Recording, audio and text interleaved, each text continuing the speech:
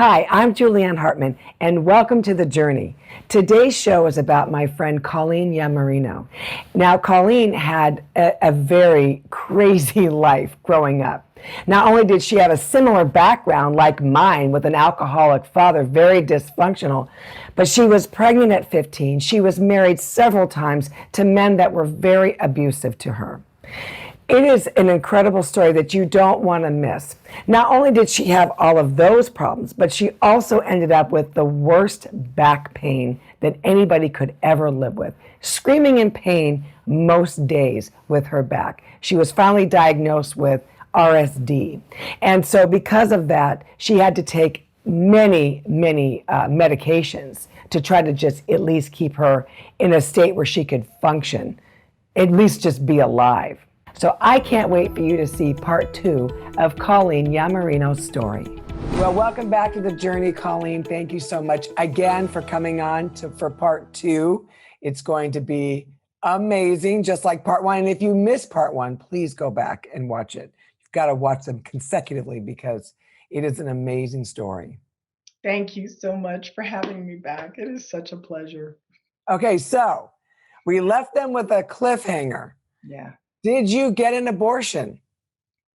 No, I did not. Whoa! So it really got pretty intense between his family and my mom, because I mean she just felt like my whole life was going to be ruined, and so when I finally convinced my mother, I said, if you try to force me to do this, you will never see me again. And she's like, well, what does that mean? I said, you'll never see me again. I said, I have no idea where I'll go, what I'll do, but you will never see me again. I cannot do something like that. And, it's so amazing to me. I can't take credit for that. You know what I mean? It was like, that was something, it was just, it's something from God on the inside of you that knows right from wrong, right? And I just knew that I could not do that. I didn't even understand. First of all, as I told you before, I didn't even understand how you got pregnant, number one, but now it's like, how do you kill your own child? I mean, my mind was just going crazy. So then finally they said, okay, we won't make you get an abortion, but you're going to go to an unwed mother's home. I'm like, no, I'm not doing that either. And I mean, they were like, I don't know where it was. It had to just come from the Lord, seriously, because I just said, why would you do that to me? Why would you send me away like that? Why are you ashamed of me? I've screwed up. I've screwed my life up. I know I have shamed you. I'm so sorry, but what do I do now? I need help. I don't need to be pushed away. So at that point, my boyfriend stepped up and said, I want to marry her. And so had you guys had communication during that time? A little bit, not much, because they were like, now I was because they blamed me for him getting me pregnant. Yeah. I mean, when his parents started that, I looked at them and I said, do you understand I didn't even know what sex was until I met your son? And of course, that was really tough on them. Because then they're like, well, now what else has he been doing, right? But, anyway, that was a big deal because he said, I want to marry Colleen. Well, I didn't really want to marry him because I didn't know what that was going to mean either. But I knew I was not going to get an abortion. And I was like, you're not sending me to some unwed mother's home. Trust me, I've heard about those, right? Even though I didn't know much, I'd heard about, all of a sudden somebody's in school and you never see them again, right? Oh my gosh. So it was just really scary. It really was. And, and seriously, at 15 years old, I didn't even really know what I was doing. And so I told him, I said, yes, I'll marry you. Well, being 15 years old, they had to take me to court and we had to get special permission so that I could get married. I had to have special permission so I could learn how to drive a car at 15 because I was going to need to take care of myself and, the child that I was going to have. And so everybody agreed. We had a real small little ceremony and at a Unity church. They did not believe in Jesus. They believe in something way out there somewhere, but they were friends of my mother. So we had a little ceremony there. And then the really bad stuff started happening. And the marriage was not good at all. Right away. Yeah, pretty much right away. And while I was pregnant with my first daughter, it got pretty bad, because I'm scared. I don't even know what this means. He's scared, thinking, how am I going to take care of you and a child? And, he had just graduated high school and he started working for a construction company. So he was making a little bit of money, right? I mean, it wasn't horrible. But we just had a small little place. It was the top level of an old house. So it was just 2 little bedrooms, a tiny little living room, and a kitchen that was like this, and a bathroom. That was what it was. But for me, it was where I was living now, right? And, I was really going to try to, cook dinner and do what I thought a wife was supposed to do.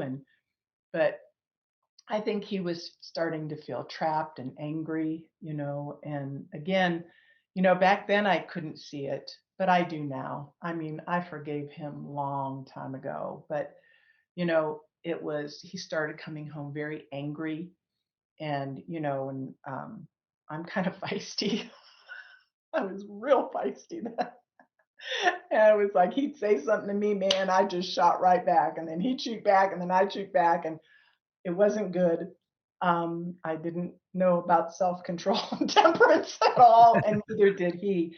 But then it started getting physical, and he started hurting me when he'd get really angry. I mean, it didn't happen a lot, but once is enough. And so by this time now, I'm probably pretty close to 8 months. I'm probably already, I think, around 8 months pregnant. And we got into a really, really big fight. I don't even remember now what it was, and it doesn't matter.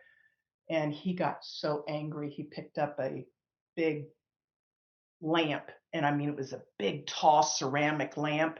He grabbed it like this and bam, right across my stomach. And I ended up in the hospital. And I thought I was going to lose, or I was going to have the baby, a month early. But that did not happen. But I'll tell you what, man, it hurts so bad. And so about a month later, I had Trina, my oldest daughter. And you stayed in. Well, I I mean, didn't. Where did I have it? My mother would not take me. She's like, honey, you made your bed. You're gonna lie in it. It was like there was just no compassion. I even, reached out to other family members and they're like, no, hey, I'm in a bad situation too. So, just deal with it. right. So, anyway, so I have my oldest daughter and she's just beautiful. Julieann, she has almost the exact same color hair as you do. Oh my gosh. It's the most beautiful auburn, curly hair, just blue pools of eyes, white ceramic Oh skin. my She's gosh. just beautiful, right? And I'm like, oh my gosh, how could anybody have even thought about me having an abortion and not having this child, Yes. And but now, right? If you if you would have seen pictures of me after I had her, I looked like I was almost dead. I mean, bags down to the middle of my cheeks. I wasn't getting any nutrition. I wasn't taking vitamins. I hardly went to the OBGYN. That stuff just didn't happen. It's like you go if you need to, but other than that, we can't pay for it. We don't have insurance. So So I wasn't taking care of myself either physically. And then mentally, just the fighting, all the fighting, and struggling with finances and being so young. He's young, I'm young. I mean, neither one of us knew what it was like to be married or to now have a child and be Right. parents, right? Well, so after I had her, we ended up moving to another place. He had gotten another job and he was making more money. But so now, oh gosh, she's maybe 4, 5, 6 months old. But he comes and tells me that we don't have very much money and that I need to start working. I'm like, what? I'm like, I have this baby. What are we supposed to do with her? You know what I Yeah. mean? So I start working as a waitress in this little place. It wasn't very far from where we lived. If I had to, I could have walked, but I didn't. So I start working there, and I'm, back then, I mean, I was making what, $1.85 an hour and some tips. So, I was really working my rear end off at this little, breakfast and lunch place. Well, then he starts getting jealous and he starts coming and parking in front of the restaurant to watch me. And I'm like, what do you think I'm doing? I'm like, what is going on here?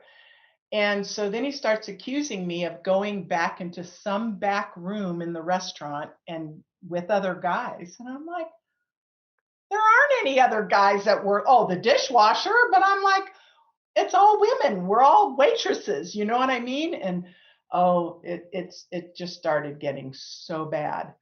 So it got so bad, Julieann, that my hair started falling out. I mean, literally, I was so nervous and so stressed. My hair just started falling out. And I went to my mother and I said, "You have got to help me." I said, "Look at me."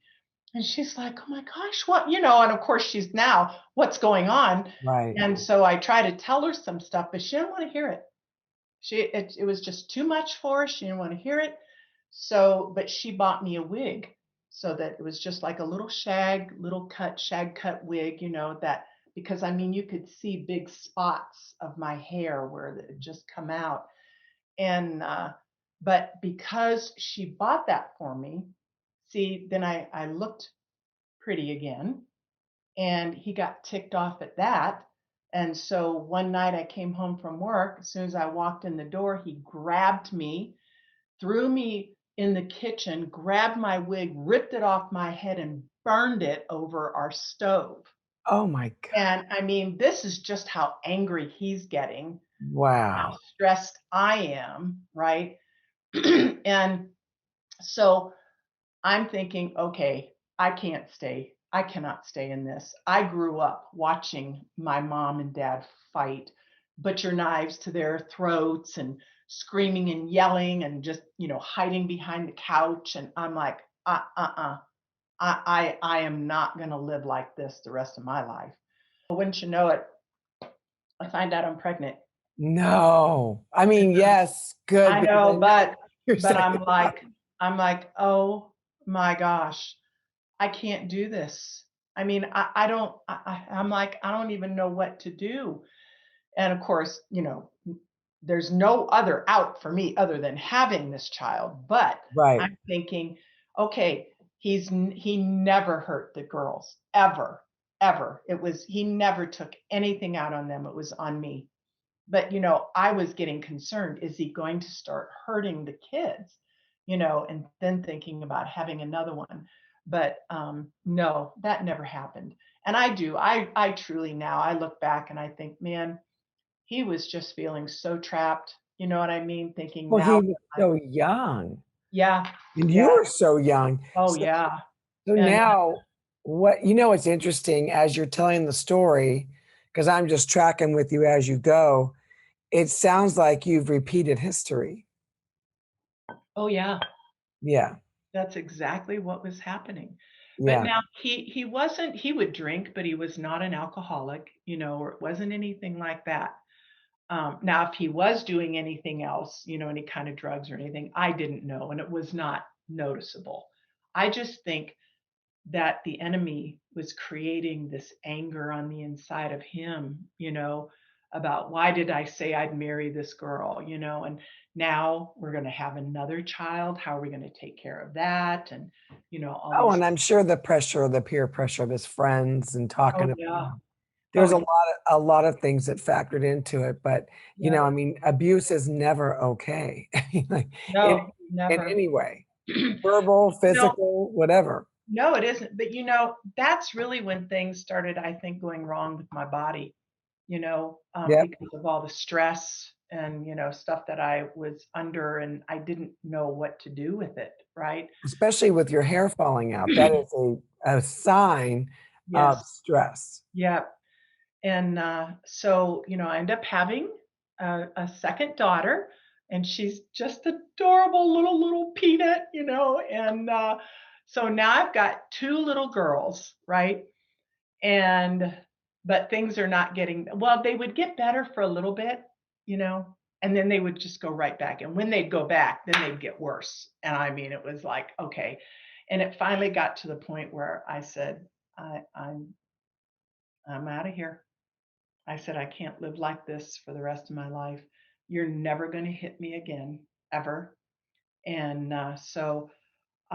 I went to my mom and told her what I was going to do. And she goes, well, you're not coming and living here. And I said, well, I didn't ask you if I could come live there. Thank you for loving me so much. Right. But my sister helped me through it. Um, and, but I got a little apartment, and then, that's when now I've got, almost a little toddler, because they're only barely 14 months apart. And now I've got a new little baby, but now I'm getting divorced. Well, it was, I take that back. The divorce actually did not actually happen and be finalized. So I stayed with him for a while. And then when my second daughter, she was a year old, is when the divorce was final. So here I am now with a 2.5-year-old and a 1-year-old. And you're only 18. And I was 17 when I had her. So, but by the time she was a year old, I was 18 years old So you have two kids, you're 18, and now and you're divorced. divorced. I'm like, yeah, my life is pretty much over.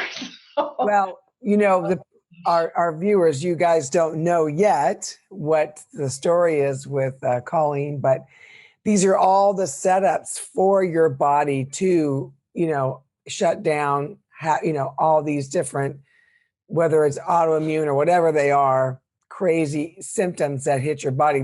This is all the setup for it. mhm, And without Christ, we only keep things in because we got nowhere to put them. right, right. When he says cast your cares, well, how do you're keeping all your cares, and we're not made to handle all this. So No, now you're in your apartment by yourself, yeah. and you are, how are you now? Is your ex-husband, is he paying any kind of child support? Only when he was forced to by the courts. And that was a constant struggle, for it. But, my dad did the same thing to my mom, right? He was like, make me.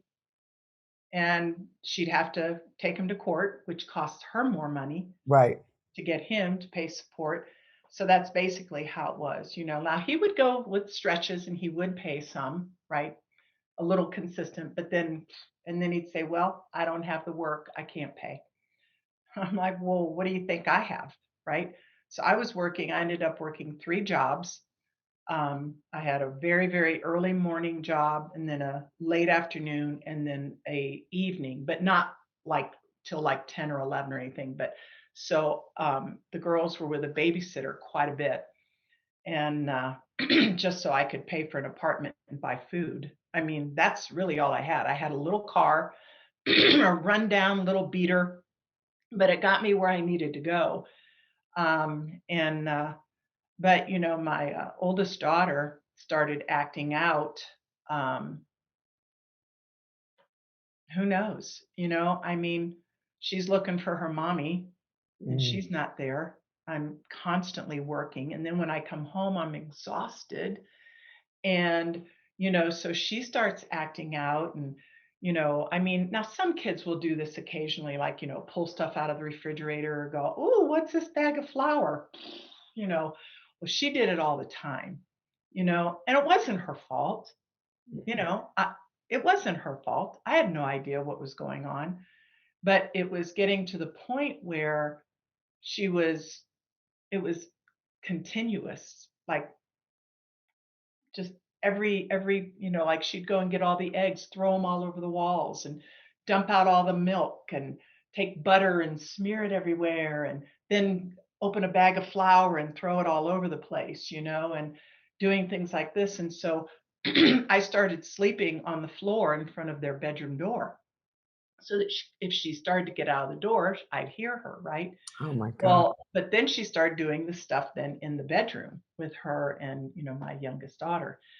And so I'm like, I don't know what to do with her. I would pick her up and love her and tell her, it's okay. Why are you doing this? And I don't know. I don't know, but it got to the point where now I was just so freaked out. I didn't know what to do. I was afraid she was going to hurt herself. I mean, what Yeah. if she grabbed a knife or something like that? So I reached out to my mom for help, but I didn't get help there. And once again, I felt totally rejected, and so, but I had to reach out for help, to learn how to help her, and Right. Now, was there any visitation from the father? there was very little at that time, very little, not until they got older. So, but he would do weird things, like he went to court Mhm. and accused me of tying my children to a railing outside of my apartment door and What? leaving them out there. And so here I am in court, right? And he's accusing me of this. It's in writing. His lawyer has it. This happened. And I'm going, they're going to take my kids away from me. I mean, I didn't do it, but the point is right. Right. He's, swear he's got witnesses and stuff like this. And I'm just sitting there and I don't know what to do. I have no idea what to say, what to do. And so the judge, this is just how God even works on your behalf. So, I would say to people that if you're going through some really crazy things right now, you need to look for those places where God really is Yeah. intervening, and you may not know it, but He is.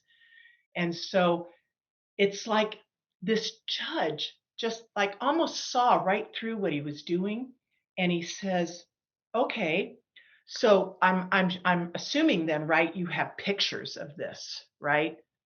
And he went, "Well, no." And he says, "Well, you obviously then went up and you untied your girls, right? So do you have them now?"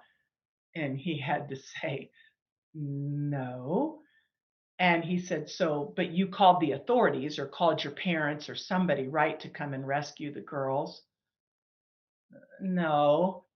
And he said, "Mr. Whatever, he said, I think we're done here." And I mean, he told him, he said, "If you lie one more time, you will go to jail for perjury." And that was the end of it. Gosh, Now he never did anything like that again, ever after that, right?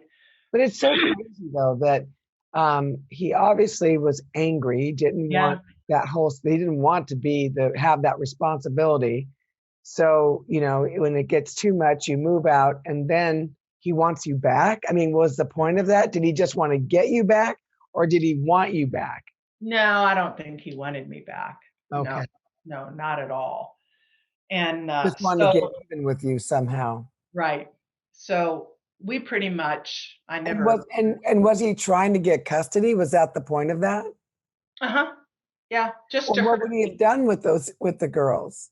His mom probably would have stuck them with his mother, Yeah, yeah. but so now I'm going to kind of fast forward a little bit, right? Okay. Because, now I'm going, okay, I can't be working all these jobs, and So I end up meeting another guy who swears he loves me.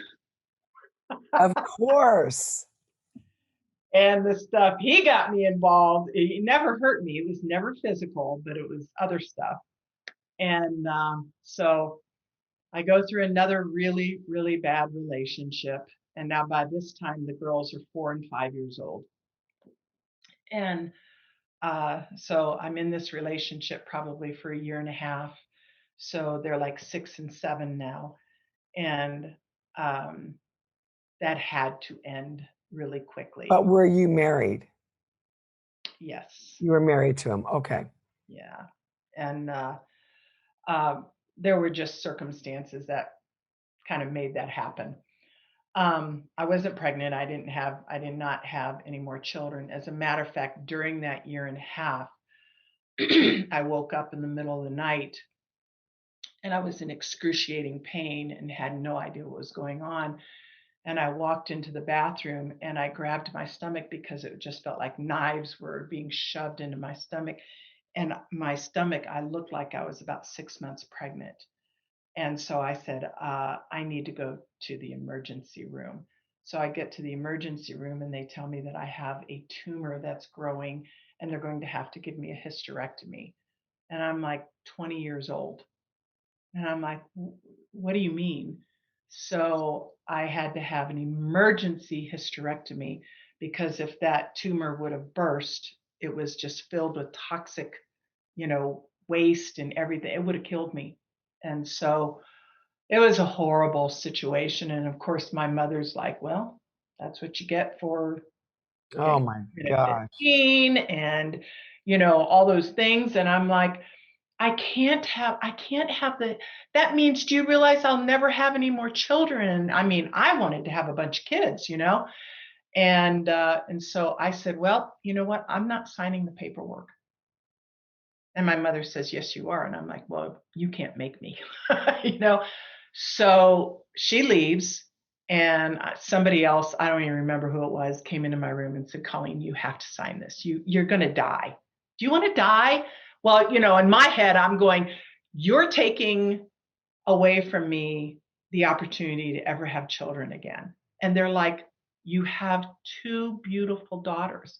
But see, in my mind, I'm like, all I could see was what you're taking from me, not Right. what I had. And so I will say at this moment in time, I think my mom was listening to the Lord. She walked back into the hospital room and she said, okay, you know what? If that's your decision, you won't sign the papers. She said, I'm going to respect your decision. She leaned over and kissed me on the forehead. And she said, so I'm just going to say my goodbyes now. And I will make sure that the girls somehow are taken care of by somebody when you die. And we'll make sure the funeral is done and everything. And she walked out of the room. Wow. So she basically said, you're dying, you're going to die. And I was laying there and I'm like, wait a minute. I don't want to die. I mean, it hit me like a Mack truck, and I was like, I don't want to die. Oh my gosh, just the thought of who would be taking care of Yeah. those girls. I was like, I yelled for my mother. My mom was standing right outside the door. She comes running in, and I said, go get them. I'll sign the paper. I'll sign the papers. So I signed the paper and literally they wheeled me off and I had an emergency hysterectomy. So now Well, now question. So was that like all of a sudden one day you were 6 months pregnant, like it looked like that? yes, Or it, it was growing? apparently I'd had it for a while, but the doctor said that it was probably only around a golf ball to a tennis ball size. So, even though you had a little pooch here, Right. you couldn't, it wasn't noticeable. But he said what happened is these types of tumors, when they start filling up, they just go. And then Wow. that's when, it's like it's an emergency. You get that thing. Right. And so here I was at 20 years old. Now I'm thrown into a medical menopause. Oh my Wasn't God. already a mess. So Anyway, so it wasn't long after that happened, I ended up getting divorced again. And well, I'll tell you, by that time, man, some really bad things had happened. And I remember laying in the bed at night and he was gone. It was just me and the girls again. And I was just looking up at the ceiling and I was so numb just from everything that had been happening. And I just said, God, if you are real, I need to know. I don't know why am I even here? You know, my life has been nothing but just mistake after mistake after mistake after mistake. The only good thing that I have is that I have two beautiful little girls. That was it. I mean, I felt like I had nothing. And so I found another job and I started working at a factory. Now it was really hard work. But, I was young, strong girl, and Right. I'd have beat anybody up just looking at me sideways. So it's like so I start working at this factory, and I had begged them to give me the day shift, and I told them I have two little girls. If I'm working nights, they're at school. I don't see them. They come home. I leave, and now they're with a babysitter. And this one foreman called me in one day and said, "All right, tell me your story." I said, "My story?" He goes, "About your kids." And I'm like, "Oh," I'm like, "Oh my God, I can't tell you my story." And, I'd never told anybody anything. And so I told him, and he said, "We never, ever do this. You got to be here like 10 to 15 years to get day shift. I'm putting you on day shift starting next week." What? You know? And so that's like things started turning, just slightly turning, Yeah. right? So while I'm working there, I meet another guy. Now, and this is the thing, right? When you don't know Jesus, it's like you're looking for love, you're looking for affection. You're Well, wasn't looking there a song looking for love in all the wrong in places? all the wrong places. Absolutely. And Yeah. I was the poster child for that song. Well, plus And I mean, it's like you were an orphan. You had been rejected mhm, by your father, rejected by your mom, rejected by your first husband, mhm, rejected yeah, by your second. So, of course, yeah, you're trying to fill that void somewhere. And that's what yeah. we do. We just keep turning to man. Yeah, and that was it. But, the again, me crying out and just saying, "God, if you're really real, I need to know." Well, it's like those it's almost like that's when I gave him permission to show me Yes. he was real. And so that job, moving me from a night shift to a day shift, and trust me, I knew it. And I mean, honey, boy, did I get persecuted for getting day shift from some of the ladies that had worked there for a long time. And they exploded all over me, the foreman, the president, the, union that they were trying to get in. Oh my gosh. And I was like, I don't care. I have day shift. I get to see my daughters at night. Shove it. I mean, that's where I was in all of that. And so, um, so anyway, meet this other guy. He's working another shift, and he's in management. And so I don't even remember how like it happened, but we ended up. Oh, I think I know. I really do. I pray that the people that are watching this, that really from this is not to glorify the bad things, bad choices, mistakes, but it's to show you that you could be in some of the worst places and doing the worst things, but just know that God is always working in the background to bring you up and out. So, you know, um, the only reason that I can look back on all these horrible things now and not cry and lose it and be devastated is because I'm a new creation in Christ. I know my Father in heaven loves me. That's the only reason. And Yes. so if, any of the viewers, you're going through these things or you have gone through them, all I can tell you is if you will, with your heart, cry out to him and say, God, show me you love me. Show me you're real. Show me where I'm missing it. He will do that for you, but you got to be looking for it. And so we start dating this guy. And so I kind of tell him about all the bad choices. I said, you might as well know who I really am. Because at this time, I'm going, well, I'm going to tell you who I really am. This is the baggage you're getting. If you want to like me, if you want to be with me, this is what you're getting. And oh, by the way, I have two beautiful little girls. And wherever I go, they go. So that was my package I was offering somebody. And he accepted it. And so, again, still not knowing Christ, we end up living together for a while.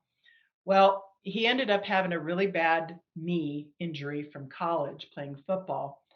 And so he ended up having to have surgery. When he was in the hospital, he had asked an aunt of his to have a priest come and talk to him because he was also raised Catholic. Well, no priest ever came to see him. So he ends up coming home. I'm still working, but he's not because he's on disability or short term, whatever it was, while he was recovering. And well, she had actually called and asked him, so did the priest ever come to see you? And he's like, nope, and she's like, oh, okay. Never asked, never said anything. Well, she's born again, spirit filled. We're like, she's the weird aunt, right, Yeah. out there. Well, she sends her pastor to our little townhouse that we were living in. And it was later at night, probably around 8:30. The girls were already in bed sleeping because, they got up and were going to school in the morning. And plus, I was getting up at 4:30 in the morning, making their lunches, getting ready, and then going to work because I started at 7 a.m.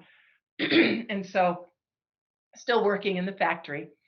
And so I hear this knock on the door, and we're both in the bedroom watching TV. And I said, was somebody supposed to come over here tonight? He goes, nope, not that I'm aware of. And I'm like, oh, well, whatever. So I just sat there and knock, knock, knock, knock, knock, knock. And he goes, you better go see who it is. And I'm like, oh my gosh. So I get up and go out and I open up the door and there's this little short Italian guy standing at my door. And I looked down and I'm like, what do you want? I was not nice and not at all. And he said, and I will proclaim his name forever, Pastor Crisafulli. And he asked me, are you Colleen? And does his name, whatever his name was, does he live? I went, yes. And how do you know us? Right? I mean, I was like, what are you doing here? And how do you know who I am? And so he tells me he's the pastor of this church. And I'm like, oh my gosh, no. And he goes, someone's aunt asked me to come. And I'm like, oh my gosh, I'm going to hurt her. And so we're just standing there. The screen door, he's standing outside, I'm standing inside, and we're just standing there after he tells me this. And he doesn't say another word. He's just as quiet. And I mean, I'm standing there going, what the heck do I do? And I looked at him and I said, well, you didn't want to come in, did you? He goes, I would love to. So I said, oh my gosh. So I'm the one that opened up that door, no pun intended, right? Right. So I fling open the door, and I said, come on in. And he comes in. I grab him by the shirt and his tie. I shoved him up against the wall and I shut the door and I said, don't move till I come back out here. Oh my gosh. This is a true story. I'm telling you, you can't make this stuff up. So I go back to the bedroom and he's like, what the heck's going on there? So I tell him, your aunt sent some pastor out there. And he goes, great, go out and talk to him. And I went, oh no, that's your aunt, her pastor. You're going to go out and talk to him. And so now we're having this big fight in the bedroom, and he can hear every word going on, right?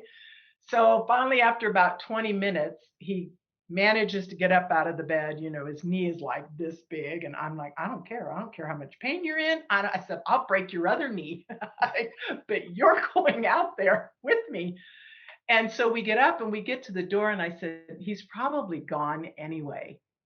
So we walk out there. Sure enough, he's standing in the exact same spot I put him. And we come out, so I sit on the floor, and I said, well, you want to sit down? And I pointed to the couch, and he went over and sat in the couch. My boyfriend sat in the chair. I'm sitting on the floor, very far away from him. And he starts sharing about Jesus Christ going to the cross, dying for my sins, and how much he loves me. And now remember, the only time that I'd ever really heard any of that was from my grandmother's church. Right. Plus, I would hear my grandmother praying. She would open up her big Bible, and I'd see her underlying stuff and, things. And I'm like, what is that? Right.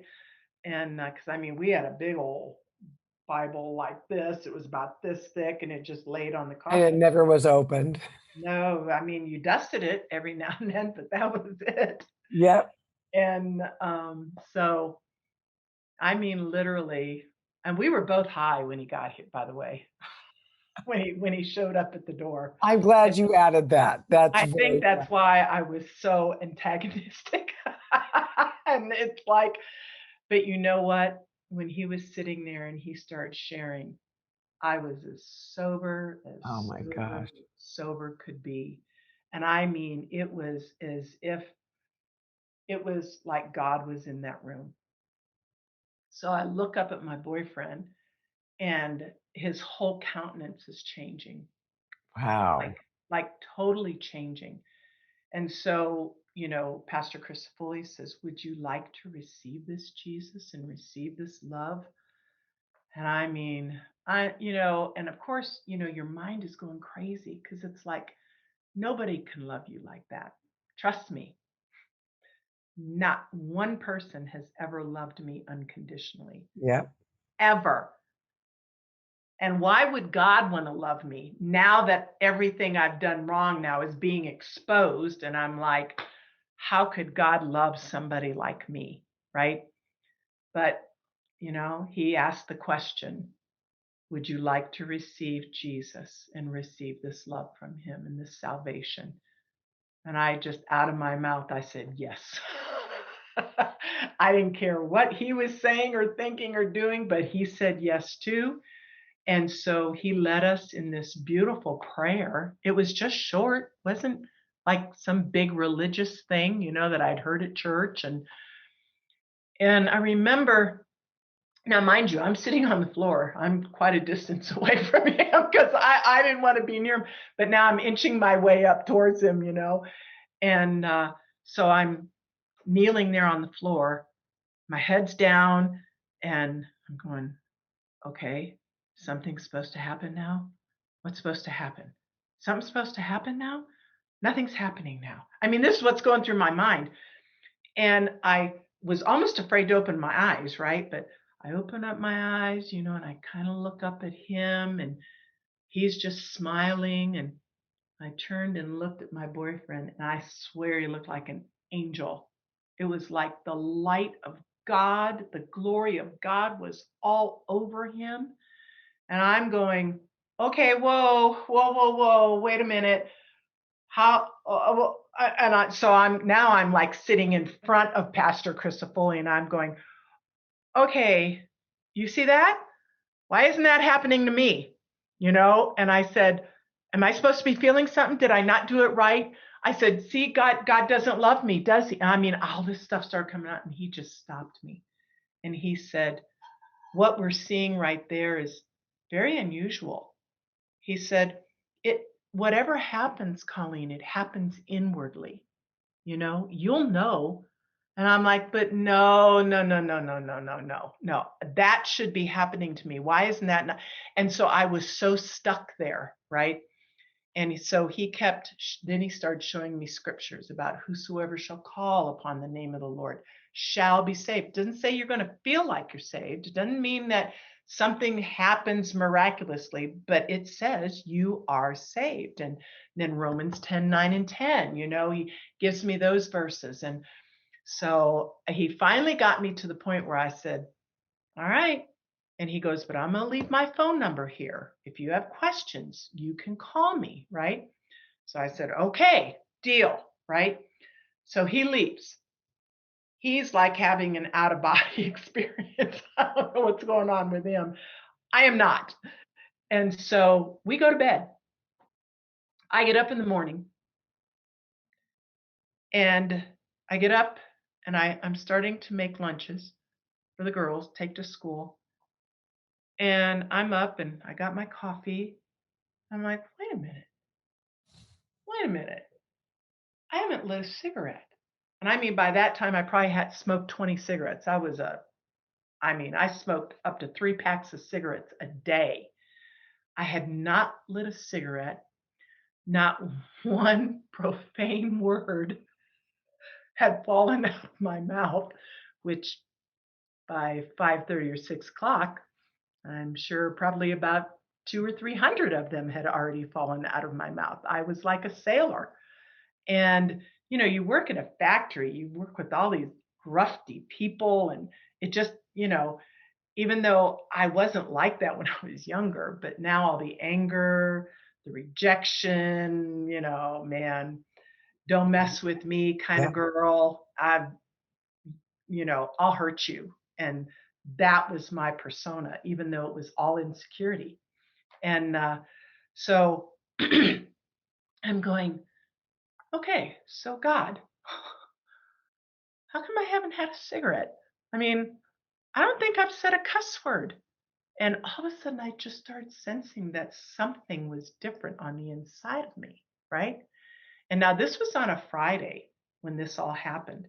So now this whole weekend, I'm realizing I was completely delivered of cigarettes, delivered of ever wanting to drink again.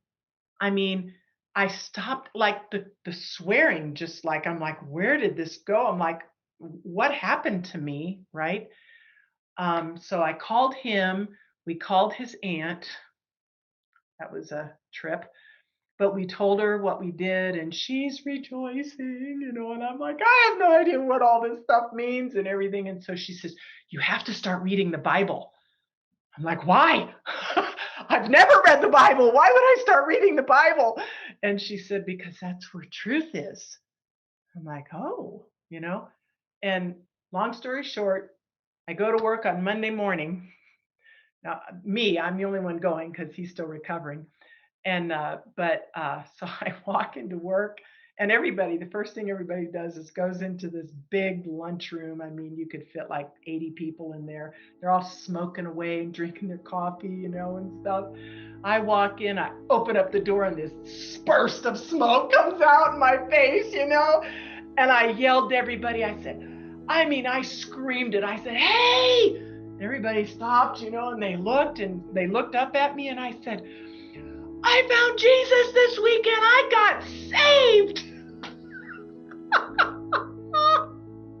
And now we're out of time again. Oh, that was time. Oh my gosh. Yes. So this is a good place to end. And please come back next week because there's even more to this story. Wow, this is an amazing story. And what a story about redemption. And thank God for that pastor that walked into your house. And even though you were rejecting, that's why we can't look at how people are responding to us. We've just got to tell them about Jesus. Amen. It's like we throw the Jesus bomb in and then we get out. Yeah. And we let the Holy Spirit take care. That's right. Well, thank you so much, Colleen, for coming back on the second episode. So we are ready for our third, and we'll be back next week for more of Colleen. Bye now. Wow. So after 3 husbands, 2 children, 2 beautiful girls, and divorce. She gets saved. Praise God that somebody had the knowledge to send that wonderful pastor to their house. And as much as sometimes when we feel rejection, when we're trying to tell someone about Jesus, that we might shy away from it, that man did not. Because of that, her life completely changed. I am just so excited for you, not just to see that you saw this episode, but you've got another episode coming. Thank you guys so much for watching and being a part of Healing Journeys today and a big part of the journey. We bring this to you so that you can see that you're not alone and that there are people out there that are experiencing the same problems, but God, He loves you so much. So if you'd like to help us bring these shows to you, please go to healingjourneystoday.com and donate. Anything can help us, and I mean everything. And don't forget to subscribe and to share these videos with everyone you know. Thank you so much, and we'll see you next time on The Journey.